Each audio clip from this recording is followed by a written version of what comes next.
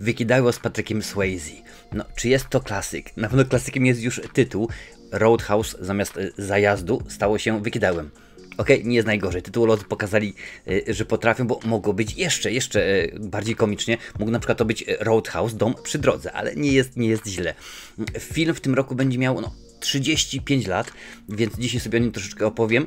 I uwaga, będę zdradzał fabułę od A do Z. Naprawdę, film jest już wiekowy, więc jeżeli nie było dane Ci zobaczyć, to w tym momencie zapauzuj tę recenzję. Idź obejrzyj film, jest on dostępny na Amazonie. Wrzucę oczywiście w opisie, także w przypiętym komentarzu wrzucę link do filmu, możesz sobie za darmo na Amazonie, jeżeli masz konto, obejrzeć. I rzeczywiście ten film na tylu płaszczyznach, na ilu działa, również nie sprawdza się na podobnej ilości, więc dzisiaj postaram się go przeanalizować od A do Z. Fabuła? Oczywiście, że tak. Mamy bramkarza, ochroniarza, jak zwał, tak zwał, tutaj się nazywa Cooler, ta jego funkcja, to jest dosyć specyficzna. Dalton, Patrick Swayze w tejże roli, no i okazuje się, że przyjeżdża do niego facet i mówi: słuchaj, potrzebuję takiego gościa jak ty u siebie w barze, bo jest zadyma, bo jest mordownia, musisz mi pomóc. Patryk oczywiście tam jedzie, no i to się okazuje, że jest strasznie wszystko źle, ale jest też lokalny wataszka, tak, lokalny złol, antagonista, który po prostu trzęsie całym miastem. No i oczywiście, że tak, Patrick Swayze jako ten szeryf z zewnątrz przeciwstawia się jemu, przy okazji poznaje uroczą, piękną panią, w tej roli pani doktor, w tej roli oczywiście Kelly Lynch, a miała być inna aktorka, o tym też oczywiście opowiem. No i cóż, są różnego rodzaju zadymy, jest mnóstwo walki, mnóstwo wybuchów, no w końcu to jest film Joela Silvera, facet, którego znasz może chociażby z takiej produkcji jak Commando, Predator, Szklana Pułapka i tak dalej, no to jest jego znak firmowy. Na końcu Patryk pokonuje wszystkich, kogo tylko może pokonywać. Oczywiście pojawia się jego super dobry, bardzo fajny znajomy, rewelacyjny w tejże roli Sam Elliott, a samego złola Patryk wraz z mieszkańcami tego miasta pokonują. Dziękuję bardzo, koniec, kropka. Tak to się rzeczywiście zaczyna. I może Cię zaskoczę, ale ten film jest oparty na faktach. Pewnie myślisz, jak na faktach normalnie? Dokładnie tak samo na faktach, jak Koszmar z ulicy Wiązów jest oparty na faktach. Kiedy to wiesz, Wes Craven przeczytał cykl artykułów o tym, że młodzi Azjaci przyjeżdżali do Ameryki i coś im się śniło i dzień później zmarli. Tutaj jest tak samo. Otóż w jednym z miast w Ameryce był sobie złol, który trząsł miastem i pewnego dnia został zabity na środku ulicy w biały dzień i nikt nic nie widział. Dokładnie tak jest tutaj z tymże filmem, że na końcu, kiedy przyjeżdża FBI, czy tam policja chyba lokalna i nasz złol, w tej roli Ben Gazzara, odłożył łyżkę, czyli cytując killera, okazuje się, że nikt nic nie widział. Nawet ten grubszy ochroniarz, którego nazwisko teraz mi wyleciało z głowy, jak najbardziej w tym filmie się pojawiał. Więc fabuła jest dosyć oczywista. No bo mamy... Od razu pierwsze skojarzenie miałem z niesamowitym jeźdźcem Clint Eastwooda, kiedy to, że tak powiem, nowy, tam grał księdza, pastora, ale szeryf przyjeżdża do miasta, w mieście panuje po prostu bezprawie, jest rzeczywiście jakiś tam lokalny wataszka i będzie robienie porządków. I tutaj dokładnie to jest tak samo, zresztą sam Patrick Swayze w jednym z wywiadów udzielony bodajże dla Vanity Fair powiedział, że tak właśnie ten film jest postrzegany, tak oni go postrzegali, kręcąc tę produkcję, że to jest współczesna wersja westernu. No i nie można było rzeczywiście inaczej tego filmu odbierać, więc fabularnie to jest wszystko to, co my znamy, ale wiadomo, że można powiedzieć, możemy dostać kolejną wersję i to rzeczywiście cały czas się dzieje.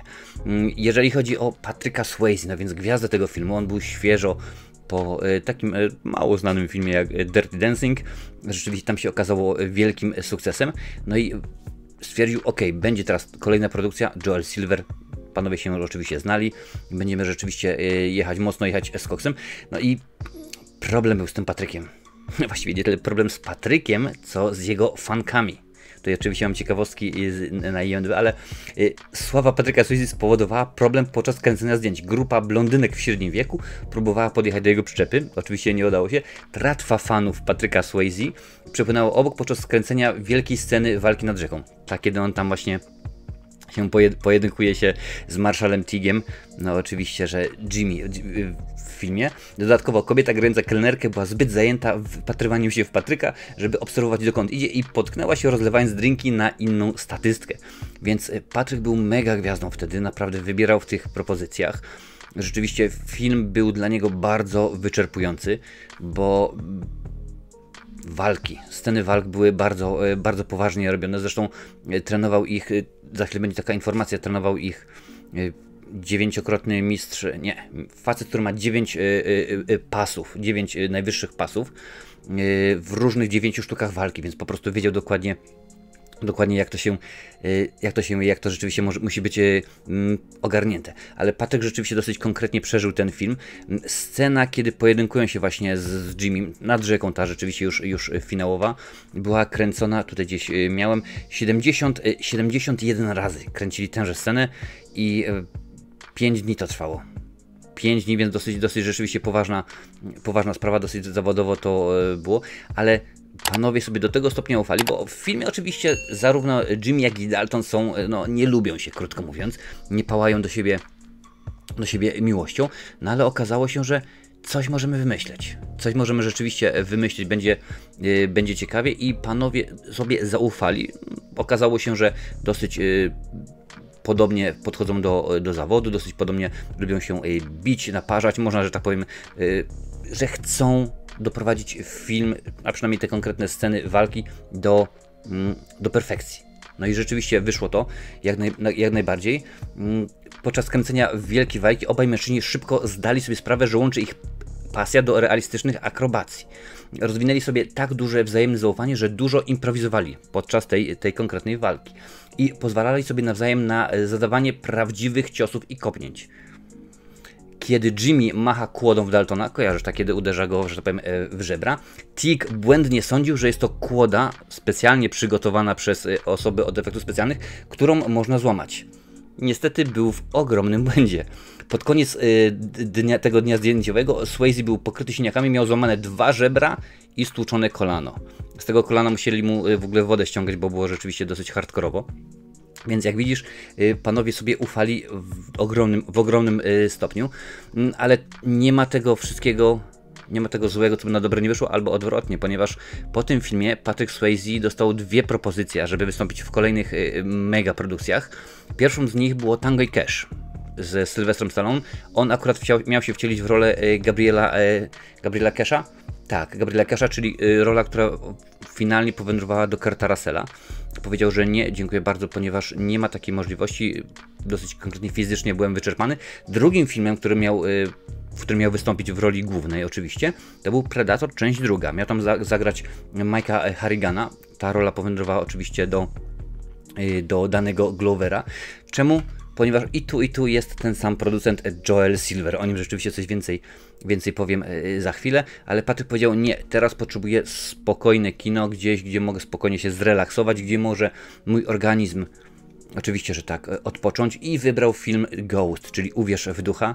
No nie był to zły wybór, prawda, bo rzeczywiście film cudowny, film świetny. Dobra, ale o tym filmie będzie może za czas jakiś. Więc rzeczywiście to wyglądało bardzo, bardzo zawodowo, no i odcisnęło piętno na Patryku.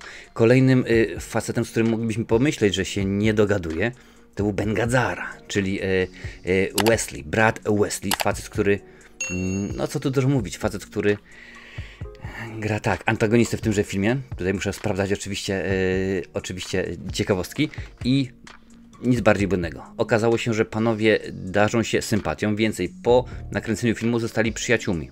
Okazało się rzeczywiście, że tak samo podchodzą do zawodu, rzeczywiście chcą tak to wszystko ładnie ująć, ładnie zrobić i że pewnie, że tak, dogadaliśmy się i zostaliśmy przyjaciółmi. Co prawda nie wystąpili już później razem w żadnym filmie, ale mieli do siebie, że tak powiem, numery telefonów. W ogóle sam koncept, bo ten film jako akcyjniak sprawdza się, tak, no to jest produkcja z cyklu Zabili go i uciekł, prawda, no i sukcesu finansowego nie było, bo film kosztował się 17 milionów, a zarobił ponad 30, więc powiedzmy, że wyszedł na zero, ale motyw jest taki, że producenci, czyli United Artists i MGM stwierdzili, ok, no to my ten film będziemy, troszeczkę puścimy oko do osób, do pań właściwie, które poszły na jego poprzedni film z Jennifer Grey. No i chodzi o to, że troszeczkę ściągniemy kobitek do tego kina, więc będziemy tak, troszkę delikatnie, że to niby jakaś tam komedyjka jest, że coś.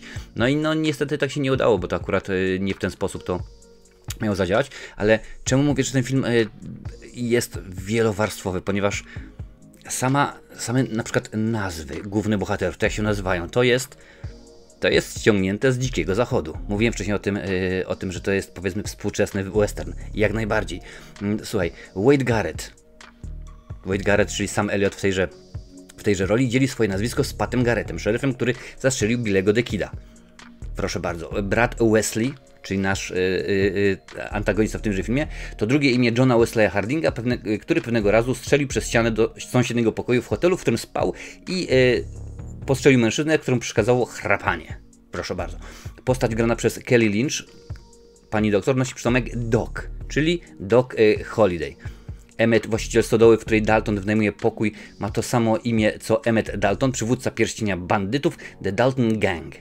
Właściciel baru Double Dust, czyli Tillman, Frank Tillman, tak się nazywa bohater, został nazwany na część stróża prawa Billa Tillmana z Dodge City i Oklahoma i postać ma na imię Younger, co było nazwiskiem innego znanego w zachodzie bandyty, zabójcy Cola Youngera. Więc jak widzisz, reżyser tego filmu zadał sobie wiele trudu, ażeby to wszystko ogarnąć, żeby to wszystko rzeczywiście sprawić, że to nie jest tylko i wyłącznie film z cyklu, wiesz, no standardowy popcorniak, akcyjniak, który tam gdzieś w piątek sobie obejrzysz, ale żeby rzeczywiście więcej było tych rzeczy, żeby to było troszeczkę głębsze, ciekawsze, bardziej zasadne, no można rzeczywiście tak powiedzieć.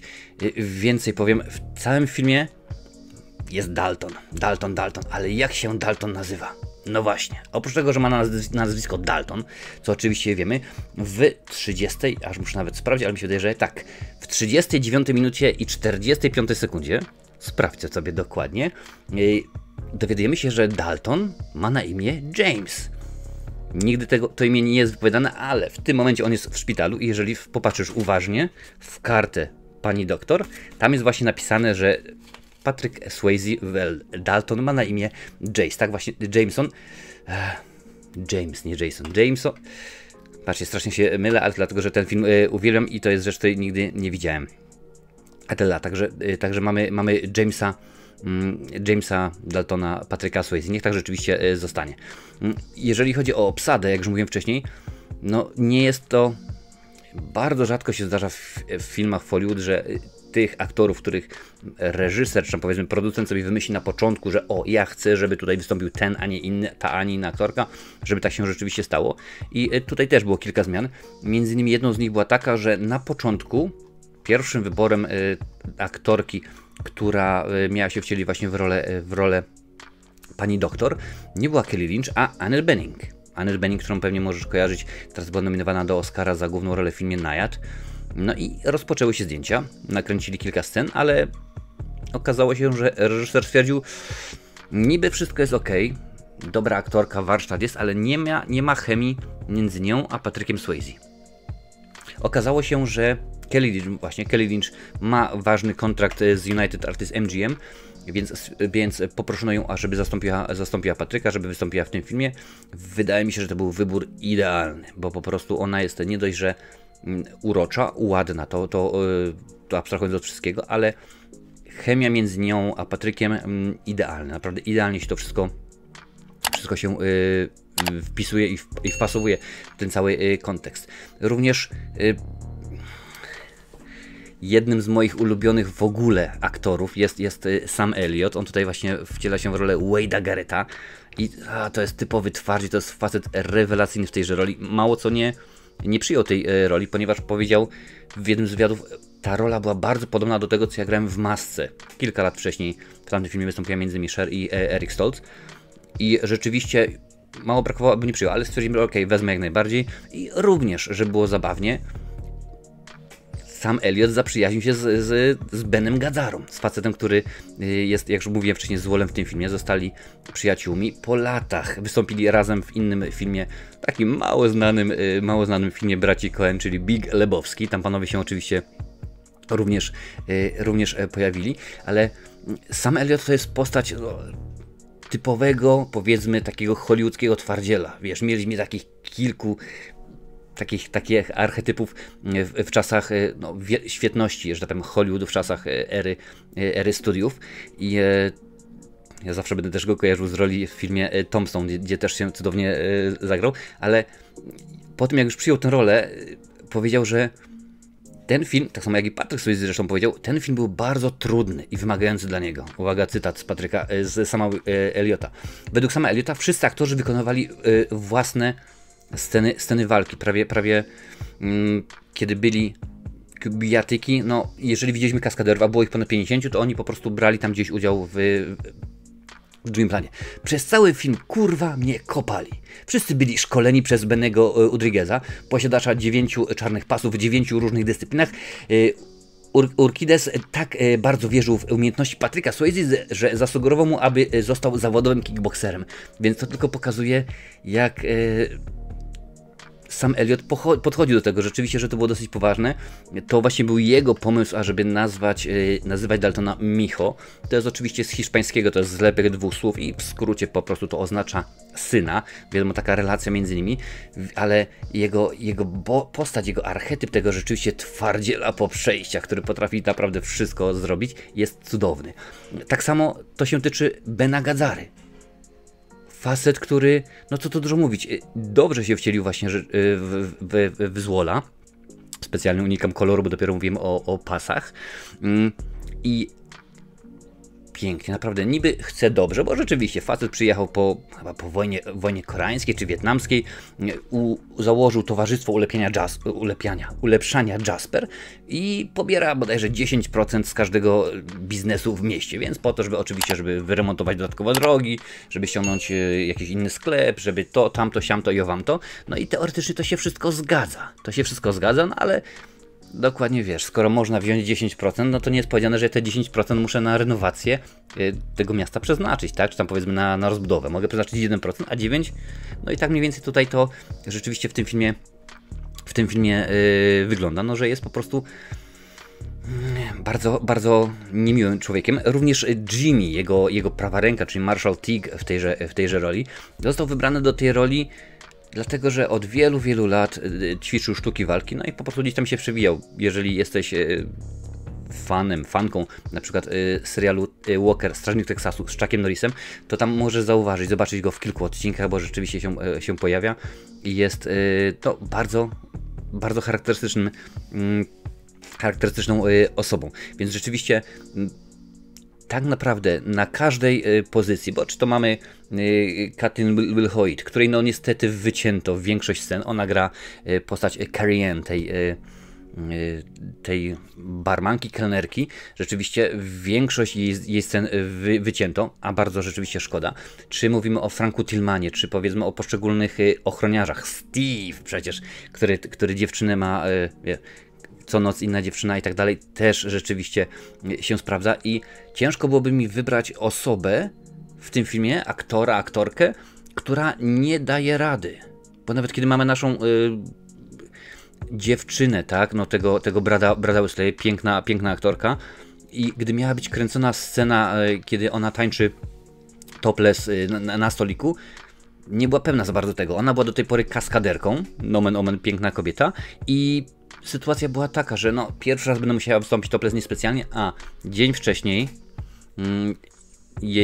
jej wtedy właśnie narzeczony rozstał się z życiem, no, targnął się na siebie i niestety skutecznie, więc reżyser powiedział: słuchaj, przełożymy to, tak pokombinujemy z grafikiem, że to zrobimy, nagramy tę scenę za kilka tygodni. No mówi, nie ma takiej możliwości, jestem rozwalona psychicznie, emocjonalnie, zrobimy to teraz, bo później możemy już nie mieć takiej szansy, bo później mogę już nie dać rady.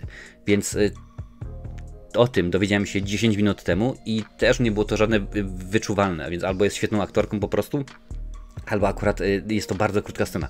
Więc rzeczywiście muszę przyznać, że jestem jestem bardzo zbudowany tym wszystkim, jak ten film powstał. Oczywiście, ja wiem, że jest dużo błędów, ale o tych błędach sobie oczywiście jeszcze za chwilę pomówimy. Tutaj muszę sprawdzić, co się jeszcze oczywiście dzieje. Jeden z ważniejszych aspektów, i to jest sprawa, dla której pewnie to, co chcę Tobie zaraz pokazać, kupiłem dobre 30 lat temu, to jest muzyka. A to jest kaseta magnetofonowa ze ścieżką dźwiękową, tak, coś takiego, na czymś takim kiedyś słuchaliśmy muzyki, ze ścieżką oczywiście dźwiękową z filmu Wykidaju. Po prostu piękne. Ja to nabyłem drogą kupna dawno, dawno temu, w latach 90. Tak, taki stary jestem. I rzeczywiście pewnie ta kaseta po to powstała, żebym o niej dzisiaj opowiedział. Muzyka jest cudownie dobrana. Naprawdę Michael Kamen odpowiedzialny za ścieżkę dźwiękową w tymże filmie. Czemu Michael Kamen? Ponieważ chociażby już z Joelem Silverem, producentem, współpracowali przy Zabójczej broni i no dokładnie wiesz, ale zrobił świetną robotę, kawał rzeczywiście porządnej muzyki. Co jest ważne, mówiłem wcześniej o Patryku.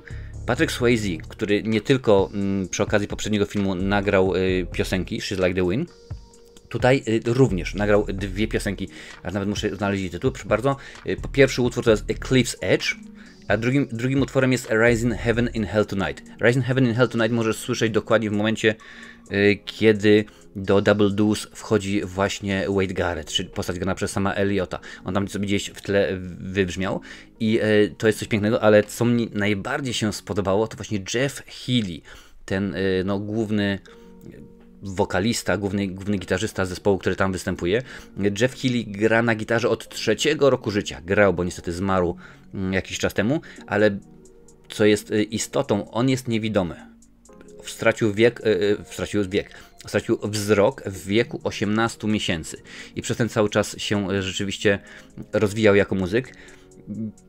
Nie wiem, no nie mogę powiedzieć nic więcej, ale film jest cudowny muzycznie, bardzo mi się to rzeczywiście podoba, jest to jedna z moich ulubionych, odwrotnie, do góry nogami, ulubionych ścieżek, zresztą widzisz, nawet jeszcze jest naklejka, w tym momencie nawet hologram z tegoż filmu i muzycznie ten film no też daje radę, więc można byłoby zapytać, stary, no to co się stało, że się zesrało, czemu ten film nie odniósł sukcesu? O tym będzie oczywiście jak najbardziej za chwilę. Producent, czyli Joel Silver, to jest postać bardzo istotna dla tejże produkcji, bo oprócz tego, że oczywiście ściągnął swoich stałych współpracowników, jak mówiłem, chociażby Michael Kamen, jak chociażby Henry Kinger Jr., to jest jeden z kaskaderów, który wystąpił w jednym Predatorze, w drugim, w Wykidaju i tak dalej. O nim poczyniłem kiedyś materiał w cyklu Znani, Nieznani, świetny, rewelacyjny kaskader, no teraz już na emeryturze, ale wtedy kaskader, ale jest więcej tych rzeczy, które Joel Silver robi. Mówiłem wcześniej, że jest znak towarowy, czyli wybuch. Nie jeden, nie dwa, a wiele ich rzeczywiście jest. Mamy ogromny, no w pewnym momencie okazuje się, że ci nasi biznesmeni, przedsiębiorcy tego miasta stawiają się Bradowi Wesleyowi, no i on postanawia ukarać jednego i zniszczyć jego salon Mercedesa. I tutaj mamy wielką stopę, to auto, które możesz kojarzyć z różnego rodzaju innych filmów albo tych wyścigów amerykańskich. I żeby było śmiesznie, $500 000 kosztowało nakręcenie tej jednej sceny. Zauważ w ogóle, że tam dachu nie ma, ale to mniejsza większość. Aut jest mnóstwo rzeczywiście zniszczonych, aut jest mnóstwo poniszczonych, no ale scenę nakręcono w jednym ujęciu, tylko i wyłącznie. Dodatkowo garaż, w którym Dalton przechowuje swojego Mercedesa, bo oczywiście skoro przychodzi do niego Frank Tillman, mówi przyjedź do mnie, no to on wsiada do swojego Mercedesa i jedzie do Jasper.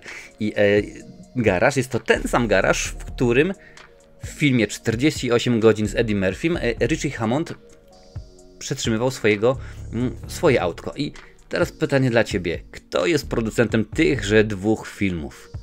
No oczywiście, że tak. Joel Silver. Jak najbardziej. Joel Silver pokazał, że no spokojnie. Możemy wykorzystać pewne rzeczy, skoro zadziałało w jednym filmie, to czemuż miałoby nie zadziałać w innym? Bardzo mnie to ciekawi. Chyba jedna z najbardziej intrygujących mnie rzeczy, bo wiesz dobrze, że ja lubię różnego rodzaju ciekawostki, dodatkowe sceny, alternatywne zakończenia itd., to rzecz właśnie, którą po raz wtóry w jednym z wywiadów sam Elliot ujawnił.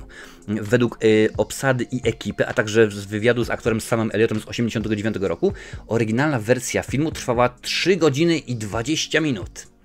A wersja finalna, którą my dostajemy, to jest godzina 40. Czyli prawie 2 godziny materiału zostało usunięte. Oznacza to, że wiele materiału trzeba było wyciąć. Niektóre z usuniętych scen obejmują Daltona zmuszającego innych bramkarzy do noszenia strojów baletowych i tańca w ramach treningu. No to chyba rzeczywiście dobrze, że usunęli. A także nieruchome zdjęcia przedstawiające Daltona walczącego z Ketchumem, czyli facet z butem w nożu, nożem w bucie, no, w Double Deuce, w innej walce niż ta w filmie, a większość scen z Kathleen Wilhoit, czyli aktorką, która wystąpiła w roli Carrie, tej kelnerki, została usunięta. Zwiastun kinowy pokazuje kilka usuniętych scen. Dalton chwyta jakiegoś faceta za usta i mówi mu nie bądź niegrzeczny, to akurat widziałem. Wade siedzi na kanapie, popija sobie piwko, Carrie Ann siedzi w samochodzie z Daltonem, pyta go, co się dzieje, Dalton, nie lubisz kobiet i tak dalej, oczywiście i tak dalej. Co to jeszcze mamy w tym momencie? Jaka jest kolejna scena oczywiście. Według komentarza reżysera niektóre z pozostałych sekwencji, które wycięto ze względu na zbyt długi film, to scena walki, w której zostaje przedstawiony Keith David, czyli Ernie Bass, barman z Double Deuce, w którym przybywa ze swoją dziewczyną do Double Deuce i wdaje się w bójkę z kilkoma wieśniakami, a następnie Dalton zatrudnia go do pracy jako barmana. Był też dużo więcej scen pomiędzy nim a Daltonem. Wycięto także scenę przedstawiającą szeryfa miasta. Ostatecznie starcie w rezydencji Wesleya pierwotnie polegał na tym, że Dalton znokautował wszystkich popleczników Wesleya na ekranie, podczas gdy w końcowej wersji pokazano go pokonującego 3 ostatnich, więc rzeczywiście ta scena wyglądała dużo dłużej. Sam Elliot powiedział, że połowa scen z udziałem jego postaci Wade'a znalazła się w montażowni. Było o wiele więcej scen wyjaśniających jego pochodzenie, jak na przykład scena wyjaśniająca jego tatuaż róża. On jest bardzo istotny w pewnej scenie, kiedy właśnie to Patryk wyciąga nóż z rany. Powiedział też, że miała na imię dziewczyna, która była jego prawdziwą miłością i jak to z nią schrzanił, a także powiedział Daltonowi, żeby nie popełniał tego samego błędu. Troszeczkę rzeczywiście jest na temat tej relacji, można byłoby powiedzieć, pokazanego w filmie. Tam jest ich rozmowa, kiedy to Patryk, a właściwie Dalton, wkurzył się na to, co się dzieje z Wesleyem i rzeczywiście wszystko to jest omawiane. Więc rzeczywiście ja taką wersję bym bardzo chciał zobaczyć. No, prawa do filmu ma Amazon, MGM, jak zwał, tak zwał. No, pewnie tego nie zobaczymy. Chociaż teraz wychodzi nowa wersja filmu. Bardzo ważny film, w którym w rolę bramkarza, ochroniarza wciela się Jake Gyllenhaal, a Conor McGregor, znany zawodnik mieszanych sztuk walki, będzie antagonistą.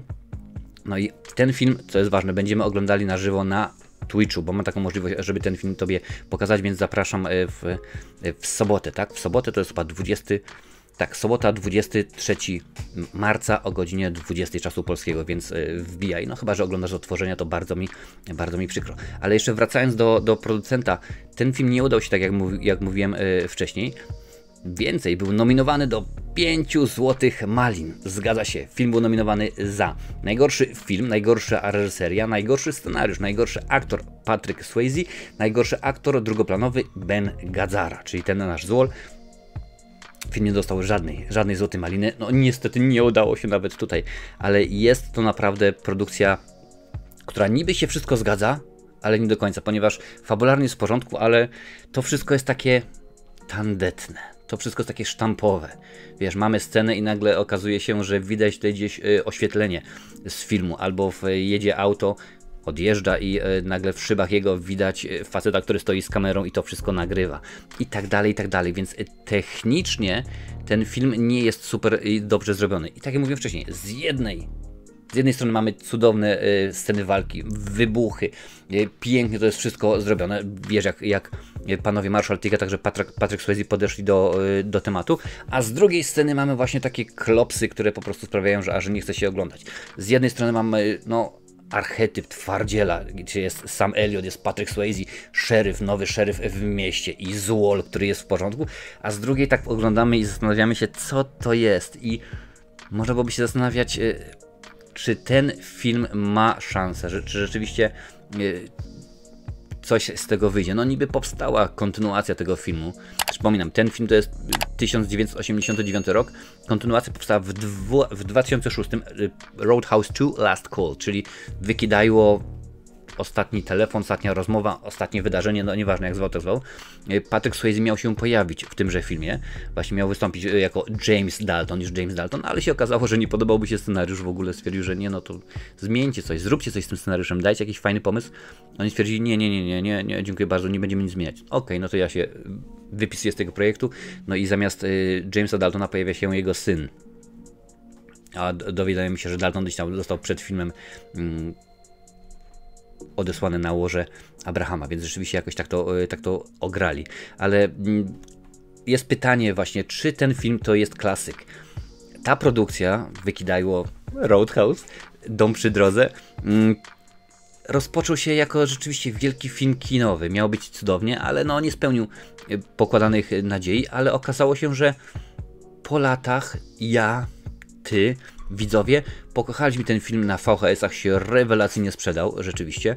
Na platformach teraz już streamingowych, ale później już na DVD bardzo dobrze się sprzedaje. I czy jest to klasyk? Tak, w tym momencie możemy spokojnie, śmiało mówić o tym filmie, że jest to współczesny klasyk, bo mamy dużo dobrej akcji, świetne sceny walki, szybkie samochody, ładne samochody, bo rzeczywiście nieważne czym Patrick Swayze jeździ, czym swoim Mercedesem, czy tym Buickiem bodajże, czy mówimy o tym salonie Mercedesa, czy o tej wielkiej stopie, tak zwane. Mamy piękne samochody, mamy ładne, ciekawe kobiety, bo jest kilka, mamy po jasnej stronie i po mrocznej stronie mamy tą Carrie Ann, która jest, że tak powiem, po środku i wszystko jak dla mnie się zgadza. Oczywiście ja ten film widziałem dawno temu po raz pierwszy, bo od lat 80., 90. widziałem go pewnie z pierdyliard razy i jest to jeden z moich ulubionych filmów, jest to moja przyjemność, jak wiesz. Czasami się mówi, ale ten film nie jest dobry. Ten film może nie być dobry, ale rzeczywiście ja uwielbiam go oglądać i pasjami go chcę pochłaniać. Zawsze jak gdzieś tam w telewizji jest, to muszę siąść i obejrzeć. Udostępnić musisz ty tę recenzję na swoich mediach społecznościowych, więc zrób to teraz. Niech więcej osób doświadczy tego, że tak powiem, klasyku i tak, no taka jest moja ostateczna decyzja. Jest to klasyk. Jest to film, który rzeczywiście do klasyków kina akcji należy. Moja ocena może być tylko jedna. Polecam ten film. Jak chcesz dokładnie wiedzieć, jaka jest ocena, zawyżona. To już przyznaję, jest zawyżona o 1 właśnie ze względu na sentyment. Możesz to sprawdzić na Filmwebie, tam sobie możesz zobaczyć. Tak teraz jeszcze popatrzyłem. Dalton zarabia imponujące pieniądze, bo on tam oczywiście mówi Frankowi Tillmanowi o co chodzi i przy swoim maksymalnym potencjale zarobkowym, bo on mu mówi dokładnie, że będzie $500 za każdą noc i tak dalej, i tak dalej. I słuchaj, przy swoim maksymalnym potencjale zarobkowym wynoszącym $500 za noc przez 365 dni zarobiłby $182,5 tysiąca. Wow, dużo pieniędzy. Wraz z jego opłatą odstępną, powiedział, że musisz mi zapłacić, w wysokości $5,000. W 2024 roku będzie to wynosiło $450 167 i 84 centy plus Dalton ma zagwarantowane bezpłatne koszty leczenia. Więc facet po prostu byłby milionerem po kilku latach pracy w Double Deuce. Ale cóż, poszło tak, a nie inaczej. Film nie zarobił tak, jakbyśmy chcieli, nie dostaliśmy kontynuacji, a szkoda, bo rzeczywiście chciałem zobaczyć, ale z drugiej strony też nie dostaliśmy Patricka Swayze w Tango i Cash, który był klapą we wszelkich możliwych rankingach, czy to powiedzmy krytyków, czy box office'owych, że tak powiem.